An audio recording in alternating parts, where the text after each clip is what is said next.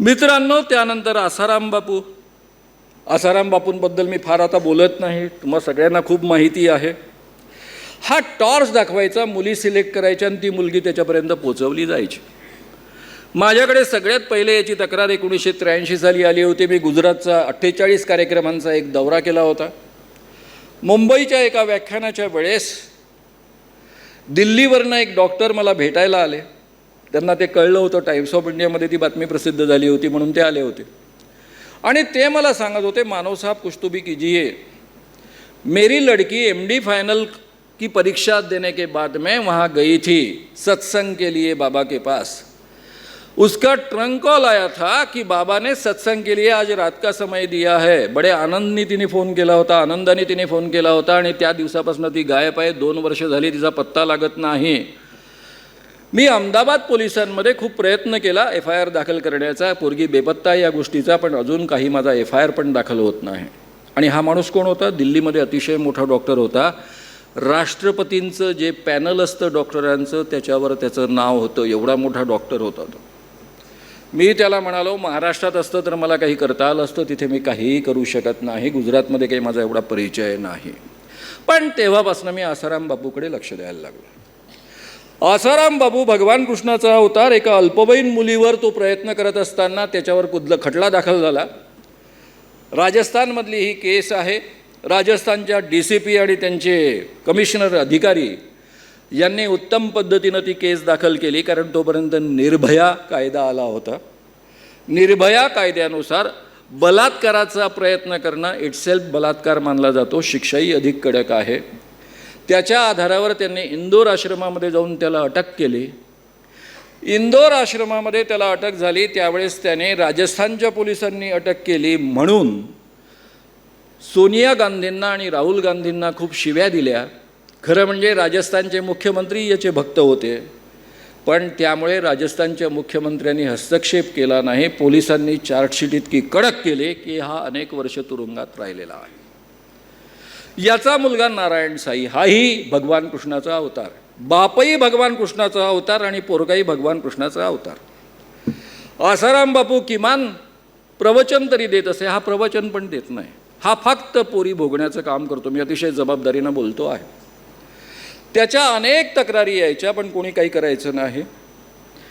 एका मुंबईमधल्या DCPंची सख्या बहिणीची बहीण, तिच्यावर हा प्रयोग करण्यात आला. ती पळून आली त्यांच्याकडे.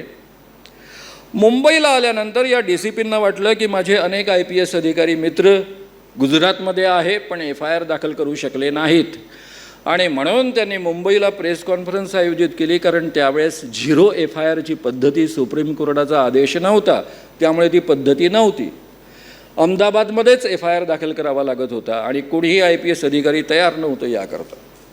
आणि म्हणून त्यांनी प्रेस कॉन्फरन्स घेतली. त्या प्रेस कॉन्फरन्समध्ये या मुलींच्या तोंडावर पट्ट्या बांधलेल्या आहेत आणि त्या अनुभव सांगतायत की आमच्यासोबत हा नारायण साई कसा बलात्कार करण्याचा प्रयत्न करायचा. तिच्या मैत्रिणीवर बलात्कार झाला होता आणि हिच्यावर बलात्कार नव्हता, ही पळून आली होती, पण त्याचं त्यावेळेस काहीच बिघडलं नाही. आपल्या धुळे जळगाव जिल्ह्यामधली एक भुतडा नावाची मुलगी IPS अधिकारी झाली. तिची अपॉइंटमेंट तिकडे झाली सुरतेमध्ये आणि तिने या बाबाला जेलमध्ये पाठवलं. नारायण साईला 2 बहिणींनी तक्रार केल्यावर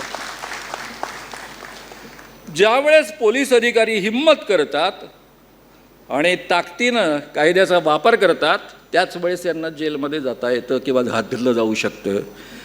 मित्रांनो, राम रहीम नावाचा बाबा मी तुम्हाला वेगळ्या अर्थानं सांगेन.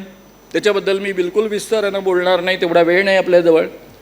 पण बुवाबाजी बळी स्त्रियांचा या पुस्तकामध्ये खूप विस्तारानं हे सगळं मांडलेलं आहे. तुम्हाला ते सगळं ऐकता येईल. 88ची जी एडिशन आहे त्यामध्ये नवीन सुधारणा करून या सगळ्या गोष्टी ॲड केलेल्या आहेत.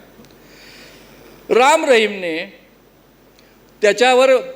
त्याच्या आश्रमातल्या एका मुलीने अटल बिहारी वाजपेयी पंतप्रधान कार्यालय यांना पत्र पाठवलं.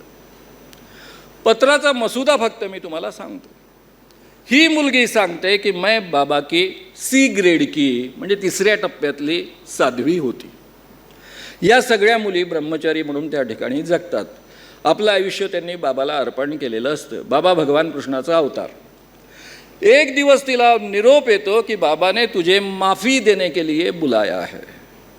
तिला माफी या शब्दाचा अर्थ माहीत नाही, फक्त एवढंच माहीत आहे की स्त्रियांचा जन्म कशासाठी मिळतो.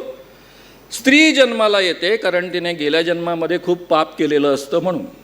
हे यांचं तत्त्वज्ञान बरं का, माझं नाही आहे, नाही तर तुम्ही माझ्यावर सोपाल. या बाबाचं तत्त्वज्ञान.